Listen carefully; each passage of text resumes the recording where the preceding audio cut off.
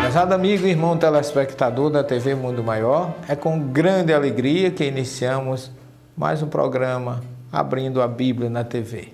Agradecendo a você que tem sido o apoio, o estímulo e o incentivo para o nosso trabalho. Nós hoje vamos dar uma pausa nos nossos estudos para que a gente possa responder alguns e-mails que os nossos irmãos têm nos enviado. Hoje, especificamente, nós vamos fazer o programa em cima do e-mail da nossa querida Sandra Kelly de Araújo, da cidade de Caicó, aqui no Rio Grande do Norte. Ela coloca assim: caro professor Celestino, admiro muitíssimo o trabalho que o senhor realiza na divulgação da doutrina espírita e sua coerência com os textos bíblicos. Sou sua fã. O senhor deve conhecer uma superstição encontrada no interior do Nordeste, que assegura que sandália virada manda o pai para o inferno. Assim, toda vez que alguém vê uma sandália ou sapato virado, se adverte: desvire essa sandália, senão seu pai vai para o inferno. O senhor acha que esta superstição tem alguma relação com a orientação bíblica contida no Antigo Testamento, ou Primeira Revelação, que trata da lei do levirato, que está lá no Deuteronômio 25, 5 a 10? Ou seja, a sandália largada descuidadamente poderia indicar alguma relação com o judaísmo primitivo? Seria uma evidência da crença da reencarnação, já que a sandália virada pode indicar que não será cumprido a lei do levirato e, portanto, o pai permanecerá no Sheol, não reencarnará? Muitos estudiosos defendem a influência judaica no interior do Nordeste, fruto expressas em indícios de práticas ligadas ao judaísmo primitivo. Essa superstição pode ser um exemplo disso?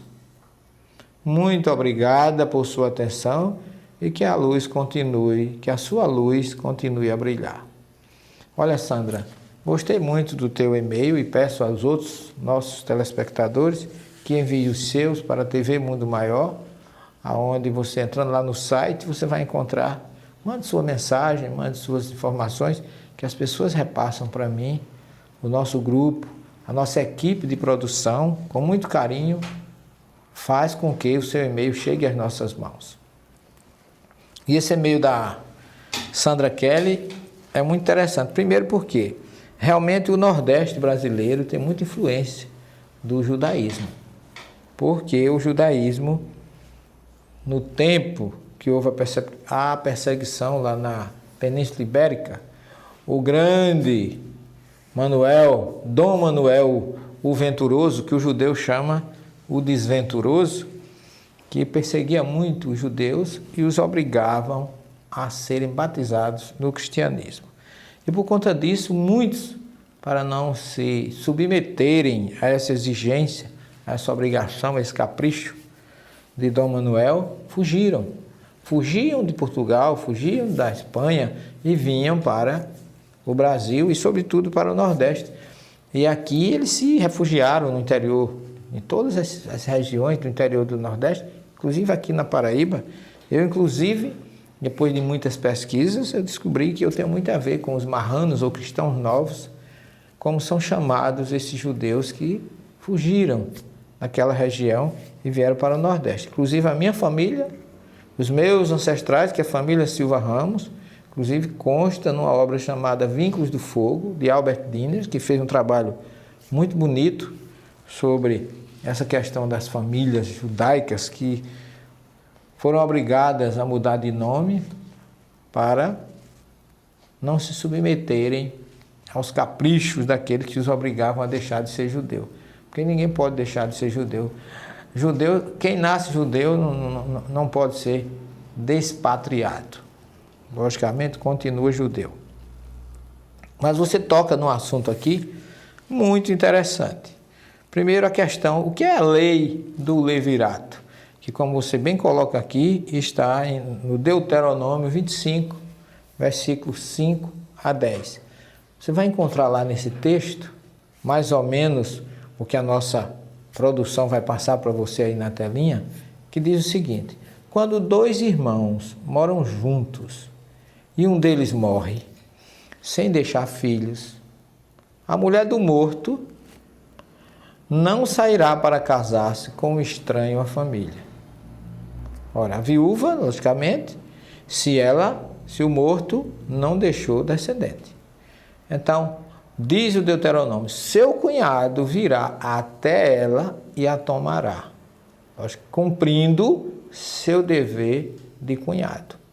Por que isso? Porque segundo o texto diz assim: o primogênito que ela der à luz tomará o nome do irmão morto, para que o nome deste não se apague de Israel. Olha que coisa interessante. Agora, o texto ainda diz assim, que se aquele cunhado não quiser aceitar, aí tem que haver todo um processo para poder a viúva ficar livre. Do contrário, ela fica presa à condição de ser ligada à família. Este princípio do levirato, segundo a tradição judaica, dá a possibilidade, como diz mesmo, que o morto volte à família no mesmo local onde vivia como filho do seu irmão. E aí eles dizem, cumprindo-se assim o levirato.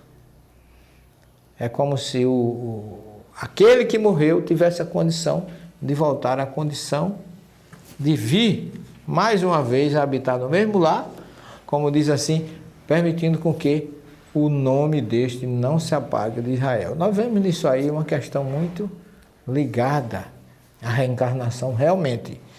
Sandra, você toca num ponto aqui, você até coloca essa questão da sandália virada. Tem muito a ver. Por quê? Porque se a pessoa não aceita, se a viúva não aceita, ou se o cunhado, se o irmão do morto não aceitar, ele está impedindo que o seu irmão volte novamente à família, como seu filho, e inclusive você vê que o filho que nascer da viúva, que casa agora com o cunhado, deverá ter, segundo o Deuteronômio 25, 5 a 10, o mesmo nome do irmão morto, perpetuando assim o laço familiar na mesma casa. Nós vamos para um pequeno intervalo, em seguida retornaremos continuando com este assunto. Até já!